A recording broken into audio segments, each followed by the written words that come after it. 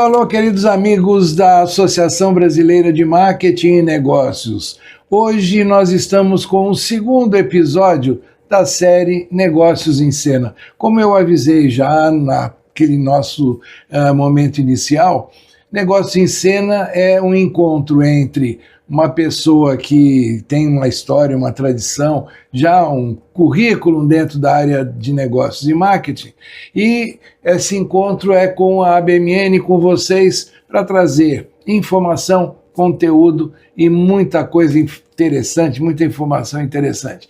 E hoje nós temos aqui o Bruno Biondo Gomes. Acertei? Nome Acertou. Completo?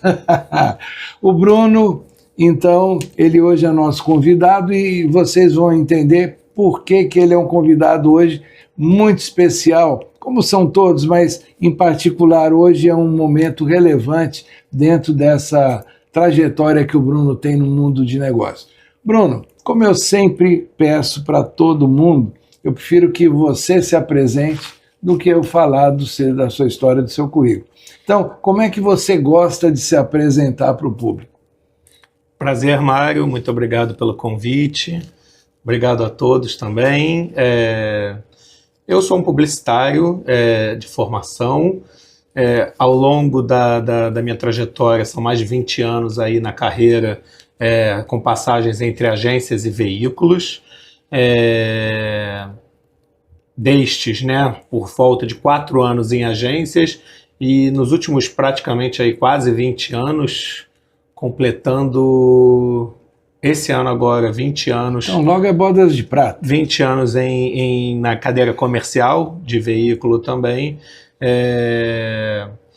Enfim, com passagens já em veículo com Estadão, Discovery e agora na Eletromídia nos últimos 8 anos, que eu completo também no mês que vem, e assumindo nesse momento a presidência também da ABMN, que é super importante de ser destacado aqui também. Então vocês já viram por que eu disse que esse é um momento muito especial dentro da trajetória do Bruno, porque a par do trabalho que ele desenvolve profissionalmente no mercado, ele vai assumir também agora a presidência da diretoria da Associação Brasileira de Marketing e Negócios. Mas a gente vai falar da ABMN, a gente vai falar daqui a pouquinho. Eu prefiro começar entendendo o seguinte: como é que é a vida de alguém que foi de agência e, portanto, quem é de agência gera conteúdo para os anunciantes poderem levar aos veículos. E aí você vai para o veículo. Como é que uma coisa soma com a outra? Como é que o aprendizado da agência ajuda nesse trabalho na área comercial de um veículo? Minha atuação em agência, na época, foi muito com foco em planejamento de mídia também, muito próximo também ao planejamento estratégico e a pesquisas de mercado e pesquisas softwares, e pesquisas contratadas dos players que fornecem as pesquisas para as agências. Então tinha um pouco de uma visão técnica sobre isso, que é importante, para mim é fundamental ter esse conhecimento da pesquisa, e na área de mídia que, para mim, agrega muito à visão comercial, porque é o lado comprador dessa história. Você entender de que forma a agência ou o cliente também, quando você faz uma defesa de um projeto para o cliente, de que forma que o mídia, o comprador, faz a avaliação técnica sobre isso, eu acho que te dá uma vantagem competitiva quando você vai para o lado vendedor, ao desenvolver tanto uma narrativa, mas também, principalmente, as argumentações e o que você consegue colocar ali como construção para que facilite a forma de avaliação, entendeu? Então você já encurta um pouco o caminho, porque você já entende para onde vai naturalmente cair de alguma forma uma avaliação que o mídia, ou que o planejamento, ou que o próprio cliente vai analisar sobre a tua proposta. Então eu acho que um pouco por aí essa sinergia ou esse caminho aí se cruza um pouco por aí. E você está há bastante tempo já na Eletromídia, né? Que é uma empresa especializada, digamos assim, na comunicação para o público, uma comunicação externa. Explica bem como é que é esse universo do OOH, Tá. Como é que ele funciona e como é que ele tem mudado ao longo dos anos em função de toda essa incursão do mundo digital dentro desse contexto da comunicação. Tá bom. Eu vou explicar um pouco além, talvez, porque acho que as minhas passagens, já que você está perguntando sobre como é que é a comunicação, eu considero que o Estadão, né, foi minha primeira experiência como veículo. Isso foi diferente, sem dúvida, né, do que eu vivi ali na agência. O veículo justamente representa, muitas vezes, uma linha de conteúdo, principalmente, né, que é um pouco do que você está questionando, ou de como que o veículo se comunica com seu público, né? Todo veículo possui uma audiência e ele se comunica com o público com as suas características e a sua forma. O Estadão carrega uma linha muito editorial e de diferenciação ali pelo próprio jornalismo, pelo que ele produz de conteúdo e de comunicação. Então foi interessante vivenciar isso e trazer isso também como oportunidade, como projetos, né? Tem muito a ver também com a credibilidade, com o que é o próprio posicionamento ali da linha editorial do jornal, que trabalha diretamente com o formador de opinião. Já na Discovery, um canal nichado de Pay TV, com conteúdos muito variados, pelo menos na minha época eram 7 canais, hoje o grupo está muito maior, fez fusão ali, fez aquisições de outros canais, principalmente Operação Brasil e também fusão mesmo, né? Hoje é Warner Bros. Discovery, teve a Turner também aqui no Brasil incorporada dentro do grupo de canais de distribuição. Então ali também, muito interessante nessa passagem, foram as oportunidades de se trabalhar branded content, projetos de conteúdo associados à marca, mantendo uma linha editorial, uma linha de comunicação, que o canal já está habituado a conversar com o seu público, mas emprestando um pouco dessa linha de comunicação e a forma de se comunicar para trazer conteúdos de marca que sejam relevantes e que tenham afinidade com as temáticas do canal, para que isso fosse desdobrado para as marcas isso também. Até para entretenimento também. 100%. Até porque é um conteúdo documentário, né, muitas vezes, mas ele tem uma linha de mais voltado para o entretenimento, sim. Então, 100% correto aí, esse ponto. Já na Eletromídia, é uma comunicação hoje, né, orgânica, direta, que a gente não tem...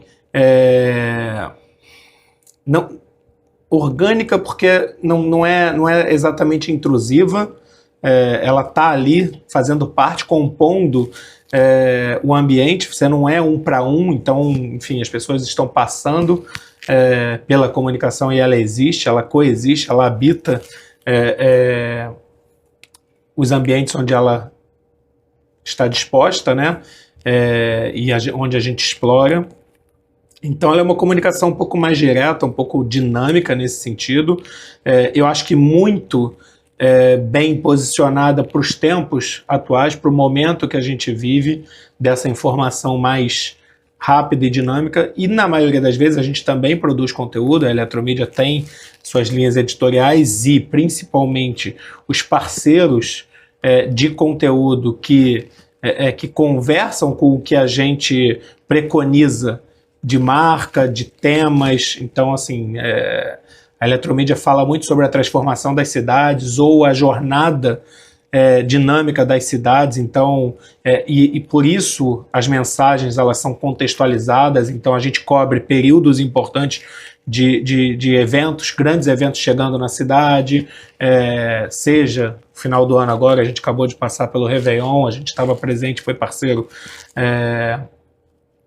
né, dos principais eventos da virada do Réveillon aqui do Rio de Janeiro, por exemplo, como no Carnaval, como o próprio Rock in Rio chegando, ou projeto de Olimpíadas, agora um projeto de Copa do Mundo. A gente vai buscar trazer esse tipo de conteúdo contextualizado para cobrir os momentos corretos em que a gente está com o público também buscando esse tipo de informação. Então, eu vou te interromper só para tentar... aí eu vou falar como público, né? Tá bom. E para a gente poder até esclarecer para todo mundo algumas questões que como estão envolvidas, né, dentro desse trabalho. Você tem pontos de exposição, por exemplo, em elevadores de prédio, né, em muitos prédios, e aí a pessoa que está dentro do elevador, que está esperando para ir de um andar para outro, ela tem ali durante alguns segundos, ela tem um conteúdo que se passa na TV, além de ter temperatura, ter horário, né, ter algumas informações bem básicas de coisas que estão acontecendo. Exatamente. Ela tem ali algumas coisas e aparece alguma publicidade de alguém ou alguma informação. Então, nesse momento, aquilo lá é um entretenimento momentâneo, mas também, como você bem disse, né, com um conteúdo relevante, que naqueles segundos para mim pode fazer diferença ou não, mas é um conteúdo que quando, por exemplo, eu estou no aeroporto e você também tem muitos pontos dentro do aeroporto, sentado ali esperando para uma viagem, para esperando alguém, aí você tem mais tempo em que você usa aquilo como uma informação mesmo, ou seja, você não está por segundos como no elevador, mas você consegue ter um alcance maior da informação, sempre dentro dessa visão, né, de conteúdo, com mais alguma informação publicitária. E aí eu quero chegar num outro ponto. Você tem, dentro do OH, que é essa mídia externa, você tem muitos lugares onde, por exemplo, eu posso estar dirigindo e aquilo está exposto num momento ali que eu estou dirigindo. Como é que vocês medem a eficiência no sentido de alcance da informação, alcance do conteúdo, quando você tem esses vários diferentes momentos em que aquela informação chega para o público? Ou, se quiser inverter, né, que o público tem acesso em vários diferentes momentos. É possível medir a eficiência em cada lugar? Vocês fazem isso para efeito de, como métrica até para precificação de custos, de investimentos de anunciantes? Vamos lá. Acho que até dando continuidade, por isso que eu falei que é uma mídia orgânica. Então, diferente do que a gente vê no digital, por exemplo, o digital ele é 1 para 1, e aí você interrompe muitas vezes a busca da pessoa e se sobrepõe com uma publicidade que fica sujeito a pessoa ter ou não um adblock, inclusive, que ela pode interromper. A mídia do out of home, né, da mídia exterior, ela coabita, ela convive ali no dia a dia, e por isso as mensagens precisam também pensar os momentos dessa jornada. Ela é uma mídia de jornada, é uma mídia tanto quando publicidade, mas também quando informação, que é prestação de serviço. Ela tem diferentes ambientes, diferentes níveis de atenção, e com isso diferentes momentos de você impactar a pessoa ao longo da jornada dela. Ambientes mais controlados, como um elevador, ali você tem uma capacidade de atenção, de retenção dessa atenção maior. Você consegue eventualmente trabalhar uma mensagem com algum conteúdo um pouco mais, digamos assim, um pouco mais elaborado para a pessoa entender um pouco mais, perceber melhor, ou até eventualmente ter mais tempo de avaliação sobre aquela mensagem e ter mais detalhes nessa informação. em alguns ambientes que você esteja realmente com uma passagem, seja um ambiente que priorize, por exemplo, o motorista ou o passageiro, né, também, você vai ter que ter uma mensagem um pouco mais direta, um pouco mais objetiva né, e prevendo também, em termos de criação, essa exposição, que a exposição também alcance. Se você botar letras menores ou muitos detalhes nessa criação, você vai perder um pouco dessa comunicação. Então eu acho que é importante você entender os diferentes formatos dentro do meio para criar essa mensagem mais objetiva, dinâmica e que possa ser absorvida pelas pessoas. Acho que seria um pouco isso. E para isso deve ser uma equipe multidisciplinar que, de alguma maneira, a gente tem guides criativos são guides criativos que a gente passa para clientes ou agências como boas práticas, por exemplo, para criar para o meio. Temos diversas análises, é possível fazer o que você perguntou sobre a métrica, sobre a forma de atenção. Existem vários estudos já feitos sobre isso e pesquisas que foram desenvolvidas nesse sentido. Algumas a gente absorveu e digamos assim,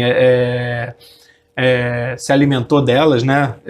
Aprofundamos nesse tipo de análise e entendemos e até participamos de alguns estudos, como a gente pega benchmarks internacionais também, ou mesmo nacionais, que tenham sido feitos dessa mesma visão, e também sobre a capacidade dessa audiência. Não exatamente a gente forma nem a nossa metrificação diretamente, e nem o nosso custo baseado nisso, porque geralmente os pontos e a forma como a gente olha para o nosso inventário é através de circuito ou é a soma de formatos e de pontos, né, de tela, de contato ou de faces de contato, e isso gera um circuito. E esse circuito, ora está falando com uma pessoa, mesmo que a gente não esteja falando de mix de formatos, mesmo que seja um único formato. Então vamos supor, um abrigo de ônibus, ou um relógio, ou um elevador, geralmente é uma soma de X telas desse formato. Então, na rua, no ambiente de rua, ora você está falando com quem é o próprio pedestre que está transitando, ou com o motorista. Então, é esse mix, e aí, naturalmente, a gente faz a avaliação do alcance. A quantidade de pessoas impactadas, a gente gera uma métrica de impactos, e que isso se atribui a quantos mil pessoas por dia são impactadas, ou por campanha, que é o famoso CPM, que é uma métrica que nos faz e nos permite ser balizado e ser comparável também com outros meios, que é uma das métricas padrões, padrão de análise dentro do ambiente de mídia, né, digamos assim. Agora, você disse na questão de ponto de ônibus, né, vocês têm um caso assim social bastante relevante, premiado, e que eu acho que muita gente que vai nos ver agora já conhece, mas vale a pena, na visão de quem acompanhou o nascedouro deste caso, ouvir como é que foi a ideia original de um caso que tem reconhecimento pela responsabilidade social, e como é que isso evoluiu, como é que está hoje. Eu não quis nem dizer qual é o caso, vou deixar para você explicar como é que foi o insight que gerou esse caso tão premiado da Eletromídia. Legal. Esse caso é um caso emblemático, são os abrigos amigos, né? Chamado Abrigo Amigo, que a origem dele, a gente teve uma análise ali, um projeto, a gente foi convidado e desafiado junto pela UMAP, na verdade, que, enfim, eles também identificaram ali, através de dados, a oportunidade, né, e também o problema, que era justamente a vulnerabilidade das mulheres num período de 8 às 5 da manhã, que é como o projeto funciona. Nesse período de 8 da noite às 5 da manhã, as mulheres sozinhas, esperando o transporte público, se sentiam vulneráveis. E aí a gente desenvolveu em parceria, né, do projeto junto com a UMAP, e a Eletromídia bancou o projeto para, digamos assim, para testar o case, para testar a hipótese. A gente acreditou no projeto e implementamos através de tecnologia, onde a gente transformou a tela em uma tela interativa e convidava as pessoas, basicamente mulheres, assim, né? A concepção do projeto ele vem dessa origem, dessa análise desse dado que eu comentei, convidava as mulheres a se sentirem acompanhadas e a experimentarem a companhia de um atendente que ficava através de câmera virtualmente ali presente, mas uma pessoa real, física, do outro lado, num centro, num centro de atendimento, numa central de atendimento, formada exclusivamente por mulheres, inclusive, e elas faziam companhia, basicamente trocando ideia, conversando, acompanhando, enquanto a outra pessoa, na espera do ônibus, aguardava que o seu transporte chegasse. E isso, sem dúvida, foi responsável por uma redução significativa de casos, né, nesses ambientes. A gente está escalando esse projeto e a gente viu que, no final, assim, na prática, ele foi além, né? Além das mulheres, a gente teve diversos outros casos onde essa intervenção apoiou, né? Onde ela trouxe, de fato, o sentido e o que a gente propunha ali, que é o abrigo amigo, realmente. Então, teve caso com criança perdida, morador de rua, casos de violência contra grupos de minorias, houve casos também com... Falei de criança perdida, né? Mas de uma pessoa sofrendo... Era uma parada cardíaca, depois foi identificada, e a pessoa que fica na central, né, na central de atendimento, ela tem todo um protocolo para encaminhamento, seja para polícia, seja para ambulância, bombeiro, ou meramente ali, né, ou não meramente, mas pelo menos ali a própria companhia e a forma de acolhimento. Ou seja, através de treinamentos. Para cada ponto vai ter recursos maiores ou menores que podem ser alocados. Sim. Como eu já trabalhei como anunciante, eu nunca, assim, eu sempre as perguntas que me chegavam em projetos, e aí o mercado, eu diria, o mercado de negócios gosta de ouvir falar em cifra. Eu nunca gostei de ficar falando, né, das perguntas que queriam saber, mas quanto foi investido, quanto que gastou? Porque eu acho que isso, ninguém consegue dimensionar bem o número do que se gastou em função dos resultados todos. Essa visão, digamos, econômica eu prefiro não explorar, mas eu gosto de explorar o seguinte: quantos pontos, mais ou menos, se você tiver esse número, quantos pontos foram instalados, quantas cidades, em que estados isso existe? Você falou que estão escalando o projeto. Qual é a expectativa de alcance? Tem alguma dimensão, número de pessoas que de alguma maneira passaram por esse tipo de... Então eu quero falar socialmente, não quero falar economicamente, né? E eu fiz questão de frisar isso, porque muita gente gosta de ter um número. Quanto gastou, quanto investiu? Não vamos entrar nesse mérito agora. Tá bom. Bom que você me aliviou aqui no número, que eu também não poderia abrir. Mas a gente tem duas fases do projeto. A gente teve uma primeira fase que a gente propôs 80 abrigos amigos, 80 a 100 abrigos amigos para marcas, para as marcas adotarem, porque a gente convidou as marcas a participarem desse movimento justamente pelo apelo... Ajudar a financiar o projeto. Ajuda a financiar, que na verdade é uma forma da gente...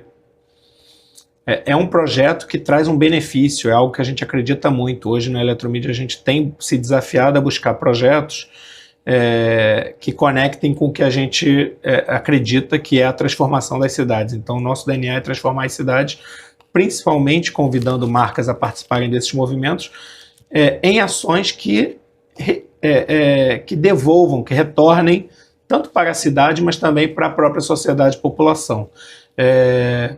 E, obviamente, principalmente quando a gente usa isso e faz isso a partir do nosso próprio inventário, né, dos nossos ambientes, onde a gente está presente. Então ele era um projeto que conectava tudo isso, ele é perfeito nesse sentido. Num primeiro momento a gente lançou ali com esse objetivo de convidar o máximo de marcas possíveis para que essas marcas abracem e sejam patrocinadoras ou apoiadoras e que junto com a gente desenvolvessem o projeto. Foi sensacional, a gente teve 2 prêmios em Cannes com isso, além de diversos outros prêmios, tanto nacionais quanto internacionais, não tenho esse número, mas com certeza foram mais de 10 prêmios aí, se eu não me engano, mais de 10 prêmios internacionais, e ao todo, somando nacionais e internacionais, a gente deve ter aí um pouco mais do que esses 10 que eu estou citando, muito próximo de 20. E foi também um projeto que ele é muito interessante, porque ele furou um pouco a bolha do mercado publicitário.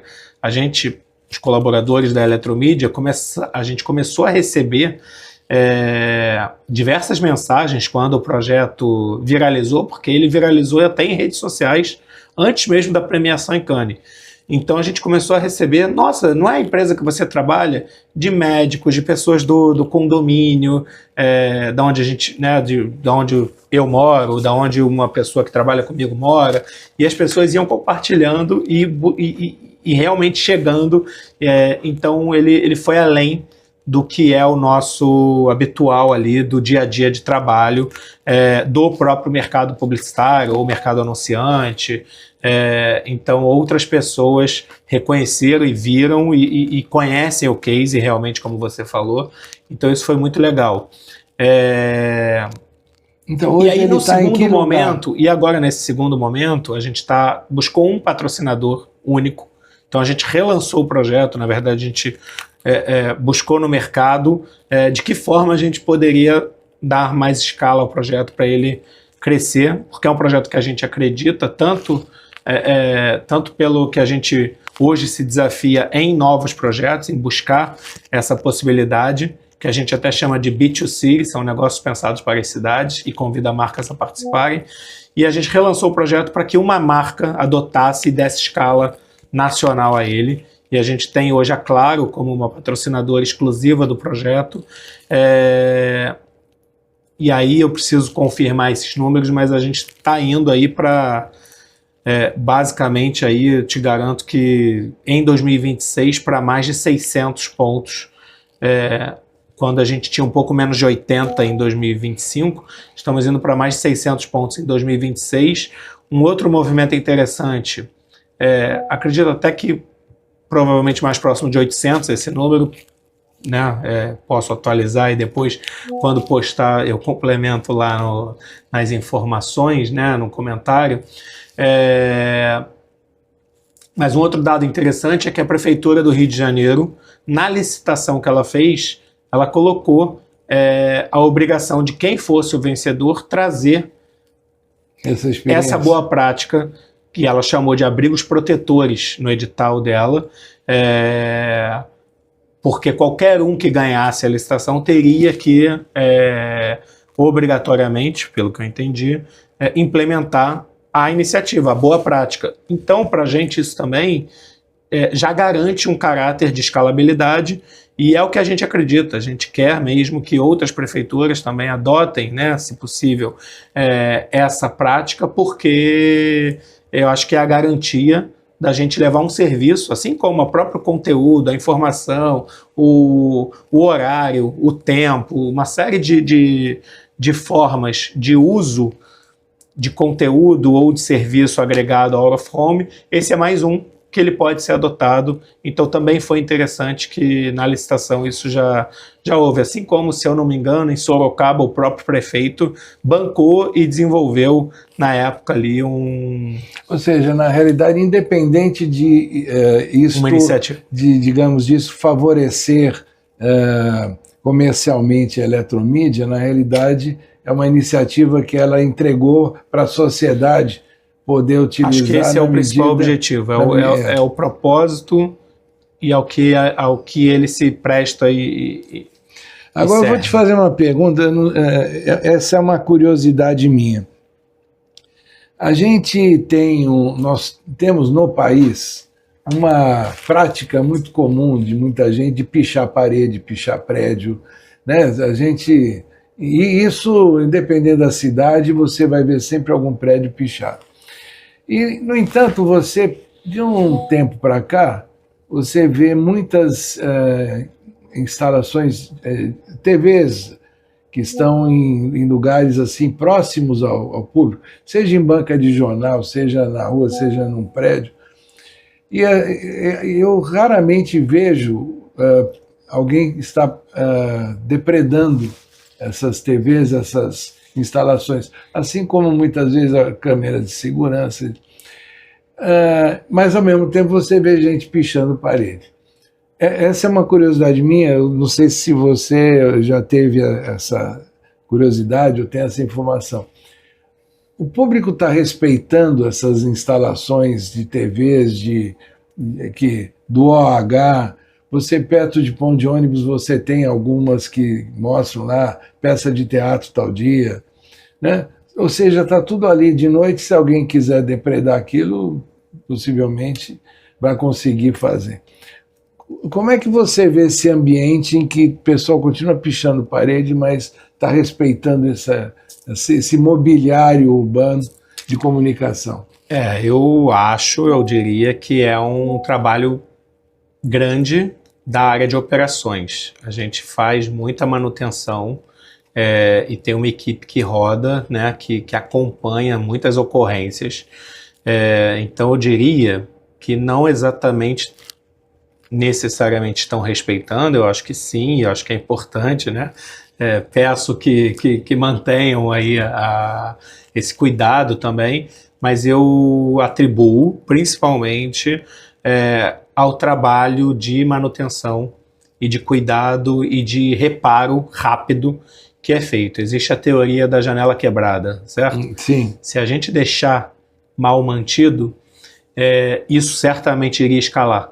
Como a gente atua muito rápido na manutenção e na recuperação para não deixar um aspecto de degradação, eu acredito que o próprio ato ali, a pessoa que faz um ato desse de vandalismo, né, eu acho que ele não quer fazer em um local que rapidamente vai ser apagado, corrigido. Então, eu acho que isso é o verdadeiro segredo da gente ter índices pequenos de depredação. Bom, eu fiz a pergunta, obviamente, que é para a gente entender o contexto todo, mas quanto mais a gente estiver com ações, como você descreveu, né, ações sociais que beneficiam a nossa população, a nossa sociedade, tanto mais eu acho que vai haver uma conscientização de que quebrar alguma coisa desse gênero vai contra, aliás, muitas vezes contra a própria família ou pessoas do relacionamento que dependem, né, daquela informação ou daquele tipo de mobiliário. Mas aí, Bruno, agora eu vou puxar você para outro chapéu que você vai usar. Porque a gente está falando muito aqui, né, do seu trabalho, da sua vida profissional, da eletromídia, mas só que agora você vai botar um outro chapéu que é de presidente da BMN. E você tem convivido com a BMN como representante da eletromídia, né, dentro da associação, e agora vai assumir essa nova posição. Como é que você entendeu uma associação de marketing na sua vida? Como é que foi essa sua aproximação com a BMN e como é que foi essa experiência a ponto de te motivar a ser presidente? Quer dizer, desculpa, eu quero completar. Te motivar, primeiro, você a ser presidente, obviamente, tendo sido reconhecido pelos pares, né, da associação, uma pessoa indicada e adequada para assumir esse cargo agora. Perfeito. Eu acho que assim, eu estou compondo, né, o último biênio aí da chapa, da diretoria. Eu acho que tendo uma participação ali, buscando colaborar, buscando ter trocas e fazendo, né, colaborações no sentido de apoiar o desenvolvimento, né, e a visão, principalmente médio e longo prazo ou futuro aí para a BMN também. Acho que esse é um desafio, esse é um olhar que eu vou buscar desenvolver nesse próximo biênio, né, na próxima gestão, na atual gestão aqui que eu assumo. Eu acho que parte daí, parte disso, né, dessa participação e dessa troca que a gente tem entre todos os diretores que também estão ali buscando justamente esse apoio e de que forma a gente pensa e promove e alavanca e potencializa a BMN como um todo. Então, acho que isso era o meu objetivo ali e continuará sendo agora.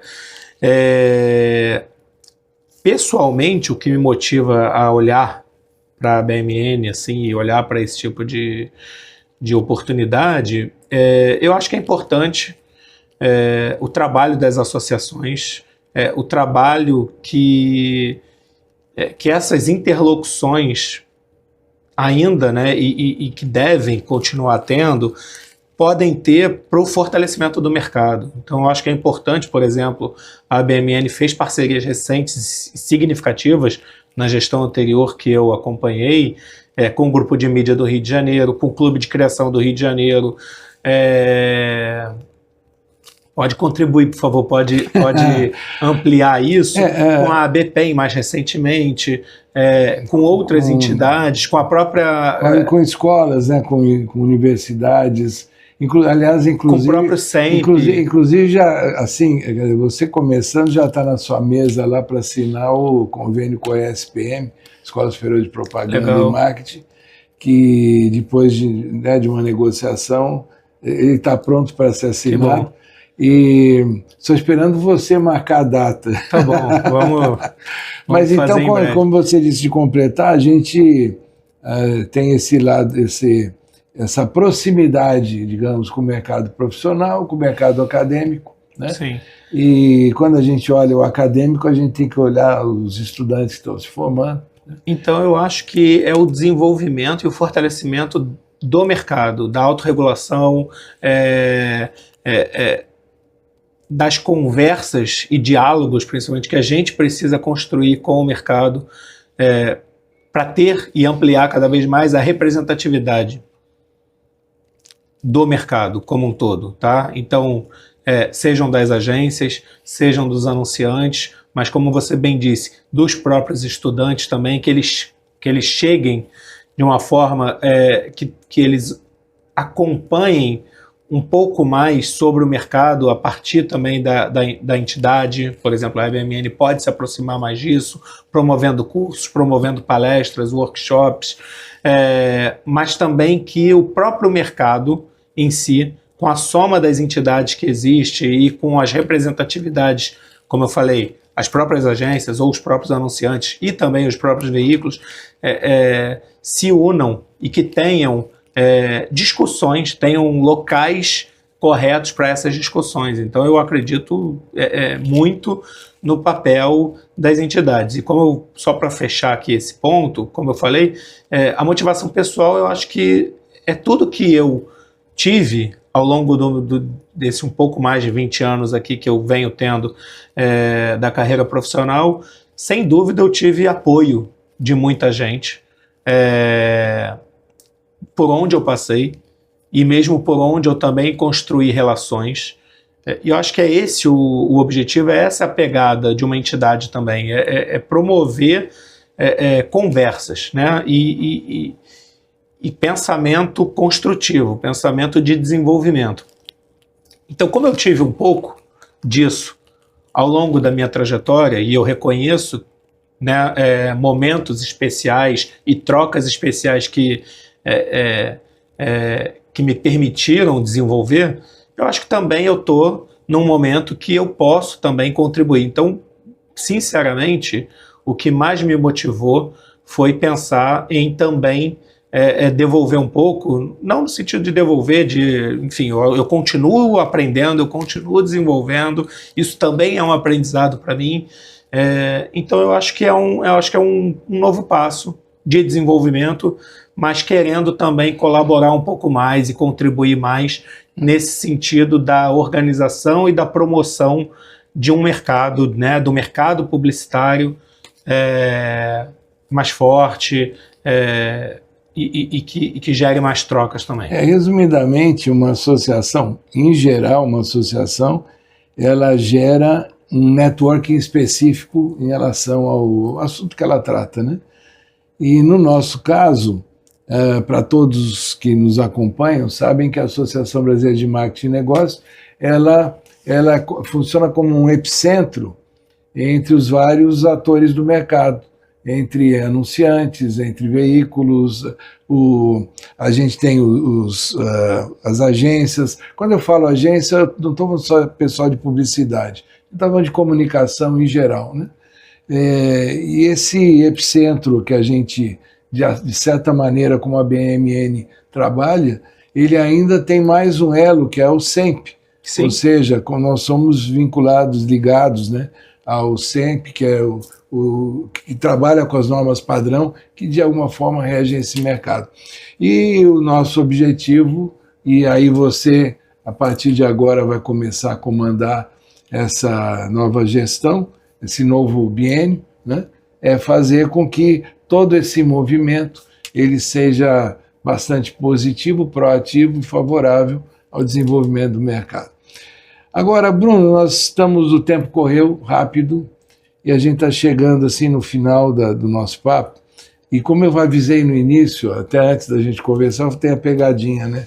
Que eu Você faço. Não tinha avisado ainda para eles? Não, o pessoal de alguma maneira sabe que sempre... 5 minutos de fogo, sempre, é isso?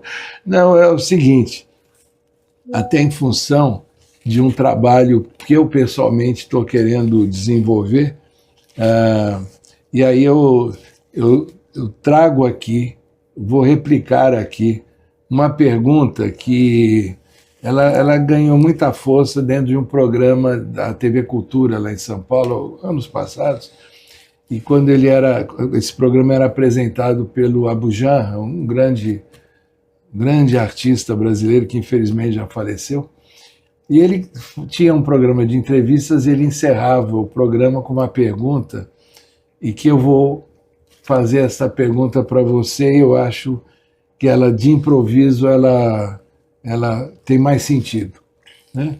E com isso a gente vai encerrar essa nossa conversa. Bruno, para você, base no que você, né, da trajetória sua até hoje, para você, o que é a vida?